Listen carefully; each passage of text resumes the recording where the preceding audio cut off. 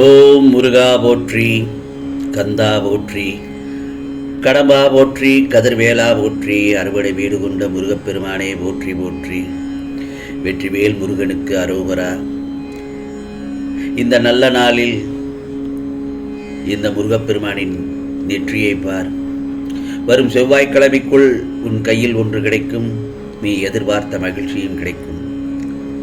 இதோ இந்த நல்ல காலை பொழுதில் என் சுபவாக்கை கேட்டு துவங்கு. உன் வீட்டிற்கு வந்து செல்ல வேண்டும் போல் இருந்தது. அதனால்தான் இந்த முருகப்பெருமான் உன் வீட்டிற்கு நான் வந்து விட்டேன்.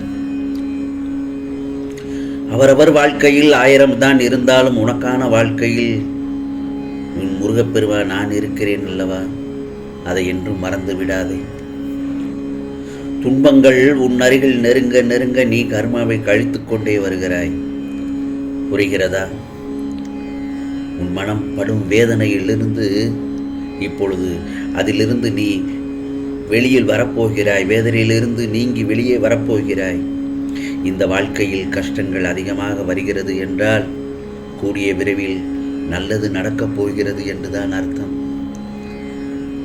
ஆம் செல்லமே, எப்போதும் ஒன்றை நன்றாக நினைவில் வைத்துக்கொள். இப்போதிருக்கும் உன் நிலைதான் முடிவான ஒன்று. இப்போதிருக்கும் நிலைதான் முடிவான ஒன்று மட்டும் என்று நினைத்து விடாதே. இதைவிட மிகச்சிறந்த ஒன்று உன்னிடம் வர காத்திருக்கிறது. இதோ என்னை நீ அருள்பாலித்த நேரத்தில், என்னை கைகூப்பி முருகா முருகா என்று என்னை அழைத்த நேரத்தில் உன் கையில் ஒன்று கிடைக்கும் என்று சொன்னேன் அல்லவா? நிச்சயமாக அது கிடைக்கும். யாரிடமும் கேட்டு கிடைக்காத பொருள் இந்த முருகப்பெருமானிடம் கேட்டால் நிச்சயமாக கிடைக்கும் என்று உனக்கு தெரியும் அல்லவா? துன்பம் வந்த நேரத்தில் ஒரு நன்மை விரும்பி, ஒரு நலம் விரும்பி நல்ல ஆலோசனையை தரும் யாராயினும் அவர்கள் இறைவனின் வடிவங்களே. அது இந்த முருகப்பெருமானின் ரூபங்களாகும். இம்மனித வாழ்க்கையில் துன்பங்கள் வராமல் இருக்காது. யாருக்குத்தான் வரலை? அப்படி வரத்தான் செய்யும். துன்பங்கள் எல்லோருடைய வாழ்விலும் கடந்து போகும். புயலை போல வரும் அல்லது சுனாமியைப் போல வந்து தாக்கத்தான் செய்யும். அப்படி வரும்பொழுது இன்னும் நிலைமையை மோசமாக்காமல் நேர்மறை வார்த்தைகளை பேசி, நேர்மறை வார்த்தைகளை கேட்டு தெளிவடைய வேண்டும். அப்படி இருக்கும் பட்சத்தில் கஷ்டகாலத்தில் எதிர்மறையாக பேசிக்கொண்டிருந்தாலோ அல்லது எதிர்மறை எண்ணங்களை உன் மனதில் சிந்தித்து கொண்டிருந்தாலோ அந்த காலங்கள் இன்னும் கஷ்ட காலத்தையே தொடர்ந்து தரும். மேலும் நீ எதையெல்லாம் திரும்ப திரும்ப நினைக்கின்றாயோ, திரும்ப திரும்ப எதையெல்லாம் சொல்லிக்கொண்டே இருக்கிறாயோ அதுதான் உன் வாழ்வில் ஒரு நாள் நடக்கும். ஆகவே எப்பொழுதும் நேர்மறையான எண்ணங்களோடு சிந்தித்து கொண்டே இரு. கெட்டதையே நினைக்காதே. ஐயோ எனக்கு கஷ்டம் வந்துவிடுமோ என்ற எண்ணெல்லாம் அந்த எண்ணத்தை முதலில் தூக்கி எறி. அப்படி இருக்கும் பட்சத்தில் உன் வாழ்க்கையில் அது நேர்மறையான எண்ணங்களான வடிவமாகத்தான் எல்லாம் நடக்கும். வெற்றியாகத்தான் இருக்கும். நல்ல சிந்தனைகள் வரும். நல்ல உறவினர்கள் ஒன்று கூடுவார்கள். உனக்கானது நல்ல ஒரு நிகழ்வுகள் நடக்கும். மங்களகரமான நிகழ்வுகளும் நடக்கும். என் அறிவுரையை கேட்ட என் பிள்ளைக்கு நிச்சயமாக எல்லாம் நல்லதுதான் நடக்கும். ஏனென்றால் என் செல்ல பிள்ளையே, நீ ஒரு அதிர்ஷ்டசாலி. அதற்காகத்தானே உன்னை தேடி நான் வந்திருக்கிறேன். வரும் செவ்வாய்க்கிழமைக்குள் உனக்கு ஒரு நல்ல செய்தி வரும் என்று சொன்னேன் அல்லவா? அது உனக்கான சத்திய வாக்குதான். அது என் அன்பான வாக்குதான். இது உன் வீட்டில் நல்லது நடக்கப் போகிறது. உன் வாழ்க்கையில் வரும் கஷ்டங்களை பெரிதாக நினைக்கிறாயா? உன்னை விட, உன் சக்தியை விட உன் கஷ்டம் விரும்பு என்று நினைக்கிறாயா? இல்லை செல்லமே, இல்லவே இல்லை. உன் சக்தியை மீறும் அளவுக்கு நான் ஒருபோதும் உனக்கு கஷ்டங்களை தருவதில்லை. அதை அனுமதிப்பதும் இல்லை. புரிகிறதா? நீ உன் கஷ்டங்களை எவ்வாறு எடுத்துக்கொள்கிறாயோ அவ்வாறே தான் உன் வாழ்க்கையில் அது பிரதிபலிக்கும். நான் ஏற்கனவே சொன்ன மாதிரிதான். ஆகவே எல்லாவற்றையும் எளிமையாக எடுத்துக்கொள்ள வேண்டும். உனக்கு வரும் பிரச்சனைகளை சுக்குநூறாக உடைத்து எறி. பயமும் பதட்டமும் தான் உன்னை உடைத்தெறிய சிக்கலில் மாட்ட வைக்கிறது. நீ எந்த ஒரு தவறும் செய்யவில்லை. அவ்வாறே எந்த தவறு செய்திருந்தாலும் உன்னை நான் சுத்தப்படுத்தி விடுவேன். ஏனென்றால் நீ என்னுடைய செல்ல பிள்ளை. நீ ஒரு வைரப் பளிங்கு. என்ன விழுந்தாலும் அதே போல்தான் ஜொலிப்பாய். ஆகவே உன் புன்னகையும் உன்னுடைய புன் சிரிப்பும் பொறுமையும் கோபமின்மையும் உன்னை மென்மேலும் அழகுபடுத்துகிறது.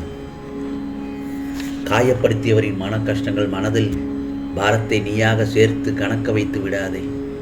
ஏனென்றால் உன் பலம் என்ன என்பதை நீ முதலில் உணர்ந்து கொள். புரிகிறதா? பிறகு அறிவால் செயலாற்று. நல்ல மதிநுட்பத்துடன் அதை செயலாற்றினால் உன்னை சுற்றி உள்ள எல்லோரிடமும் அன்பு பாசம் காட்டுவதை நான் பார்த்து கொண்டுதான் இருக்கிறேன். அந்த அன்பு பாசம் எல்லாம் மென்மேலும் அதிகரிக்கும். உன் நேசங்களை பகிர்கிறாய். எல்லோருமே நீ முக்கியம் என்று நினைப்பது பார்த்து என் மனம் பேரின்ப மகிழ்ச்சி அடைகிறது. ஏனென்றால் என்னுடைய செல்ல பிள்ளை அல்லவா நீ. யாராவது உதறி சென்று விட்டால் உடைந்து போகிறாய். அதுதான் உனக்கான ஒரு சின்ன கலக்கம். எனக்கு காயப்படுத்தி விட்டார்களே என்று கலங்குகிறாய். கவலைப்படாதே. நிச்சயமாக ஒரு நாள் உன் உறவு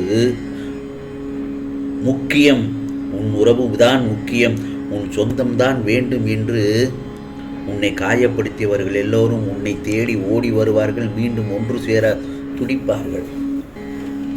ஏனென்றால் உண்மையான அன்பு ஒருபோதும் வீணாகாது.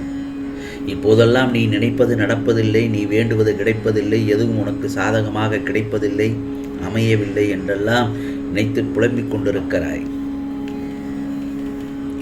இது உனக்கான கஷ்டகாலம் என்று நினைக்கிறாயா? ஆனால் இதுதான் உன் இஷ்டகாலம். நீ நினைத்ததற்கு மாறாக வரும் செவ்வாய்க்கிழமைக்குள் சகலமும் பெறப்போகிறாய். மிகப்பெரிய அரிதான வெற்றியை எதிர்நோக்கி அடையப் போகிறாய் என்பதுதான் உண்மையான உண்மை. ஆகவே உனக்கு பிடித்ததை, உனக்கு இஷ்டமானதை அடைய நீ என்ன செய்ய வேண்டுமோ அதற்குண்டான வேலையை செய்ய ஆரம்பித்து விடு இப்பொழுதிருந்தே. இப்போது உன் கவலை சூழ்ந்த முகத்தையும் கஷ்டத்தோடு வருத்தத்தோடு இருக்கின்ற உன் மனதையும் மாற்றுவதற்காகத்தான் உன் முருகப்பெருமான் அவசரமாக உன்னுடன் பேச வந்துள்ளேன். நீ எதற்கும் கலங்காதே.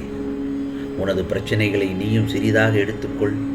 உனது அனைத்து பிரச்சனைகளையும் கூடிய விரைவில் மாற்றி விடுகிறேன். உனது தலையாய பிரச்சனை என்னவென்று எனக்கு நன்றாக தெரியும். வாழ்வில் நீ தைரியமாக உன்னை சூழ்ந்துள்ள பிரச்சனைகளை எதிர்கொள். உன்னை கஷ்டத்தில் மூழ்க விடமாட்டேன் இந்த முருகப்பெருமான். அனைத்து துன்பங்களும் விலகும். எல்லாம் நல்லதாகவே நடக்கும். நீ எதிர்பார்த்து காத்திருந்தது உன்னை தேடி வரும். நிச்சயமாக தேடி வரும். அதிசயம் நடக்கத்தான் போகிறது. அது என் செல்ல குழந்தையை உன்னை மாற்றத்தான் போகிறது. அது தெரியாமல் நீ புலம்பிக் கொண்டிருக்கிறாய். புலம்ப வேண்டாம். இந்த முருகப்பெருமானை முழுவதுமாக நம்பினால் என்றும் உனக்கு துணையாக இந்த முருகப்பெருமான் நான் இருப்பேன். அப்படி இருக்கும் பட்சத்தில் உனக்கு எல்லாம் நல்லதாகத்தான் நடக்கும். ஏனென்றால் இது முருகப்பெருமானின் அருள் வாக்கு, சத்திய வாக்கு, தெய்வ வாக்கு. வெற்றிவேல் முருகனுக்கு அரோகரா என்று சொல்லி என் நாமத்தை சொல்லிக்கொண்டே இரு. ஓம் சரவண பவ, ஓம் சரவண பவ, ஓம் சரவண பவ.